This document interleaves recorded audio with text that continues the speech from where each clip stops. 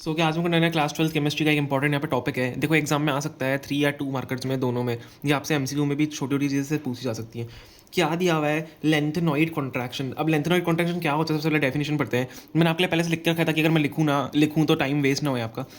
Okay, क्या है definition? It is the gradual decrease in atomic and ionic size of lanthanoid to, sorry, from L A to L U होता है। अब L A क्या होता है? देखो मैं आपको वापस पढ़ के बताता हूँ, कुछ इंपॉर्टेंट पॉइंट्स मैं मार्क करूंगा। It is gradual decrease in atomic and ionic size. Atomic और आयोनिक साइज में ग्रेजुअल डिक्रीज होता है इन लेंथेनॉइड्स में, जो कि होता है L A to L U. अब एल ए क्या होता है? लेंथेनम। एल ये देखो एलिमेंट्स हैं दोनों।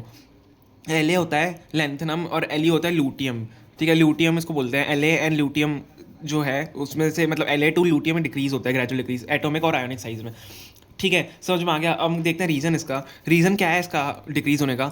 The added electrons enter 4f orbital which have poor shielding effect. क्या होता है? जो इलेक्ट्रॉन्स होते हैं वो 4f ऑर्बिटल में एंटर कर जाते हैं, और 4f ऑर्बिटल का पुअर शील्डिंग इफेक्ट होता है। ठीक है, समझ में आ गया। पुअर शील्डिंग इफेक्ट इसलिए, मतलब पुअर शील्डिंग इफेक्ट होता है इसलिए इलेक्ट्रॉन्स एंटर कर जाते हैं। समझ में आ गया, इजी था। अब ये क्या है? Due to this effective nuclear charge increases. अब जब एटॉमिक साइज और आयोनिक साइज डिक्रीज होता है तो न्यूक्लियर चार्ज इंक्रीज होता है, और putting electrons closer and reducing size. तो इलेक्ट्रॉन को क्लोजर और पुट, मतलब न्यूक्लियर साइज की वजह से, इफेक्टिव न्यूक्लियर साइज इंक्रीज की वजह से जो होता है वो इलेक्ट्रॉन को क्लोज पुट, मतलब इलेक्ट्रॉन सारे क्लोज आ जाते हैं, और जो साइज होता है वो एटॉमिक का, मतलब एटम का, वो डिक्रीज हो जाता है। ठीक है, समझ में आ गया। ये कुछ कुछ पॉइंट्स देखो इंपॉर्टेंट है, आपको लर्न करना। आपको अगर नहीं आ रहा है आपको रटने पड़ेंगे, क्योंकि ये आ सकता है क्वेश्चन 100%। अब क्या है इसके? देखो कुछ कॉन्सिक्वेंसेज होते हैं। ये एक्स्ट्रा पॉइंट है पर तो भी इंपॉर्टेंट है। इसके बहुत सारे कॉन्सिक्वेंसेज होते हैं, पर मैंने आपको दो यहाँ पे लिखे हैं।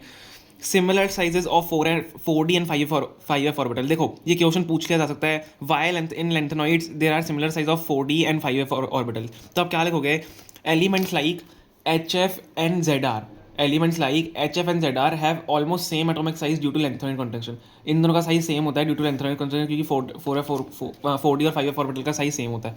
अब और ये क्या है? सेकंड पॉइंट है, इसमें और भी लिख सकते हो आप। All lanthanoids have very similar sizes and properties. ठीक है, सबका लेंथेनॉइड का ऑलमोस्ट सिमिलर साइज होता है और सारी प्रॉपर्टीज भी सेम होती है, मेकिंग देयर सेपरेशन डिफिकल्ट। तो उनका सेपरेशन डिफिकल्ट हो जाता है। लेंथेनॉइड कॉन्ट्रैक्शन यही है बस, मेनली इसकी डेफिनेशन है और रीजन जो आपको है। आप ये अगर इतना भी लिख दोगे 2 मार्कर 3 मार्कर में आपको मार्क्स मिल जाएंगे। ओके, अगर प्लीज़ वीडियो पसंद है प्लीज़ लाइक करना, और हमने और भी कैसे अलग अलग टॉपिक्स के बनाए हुए हैं, आप जाके देख सकते हो हमारे चैनल पे, ताकि आपको ईजिली समझ में आ जाए। और प्लीज़ सब्सक्राइब करना मत भूलना चैनल को। Okay, thank you so much for watching.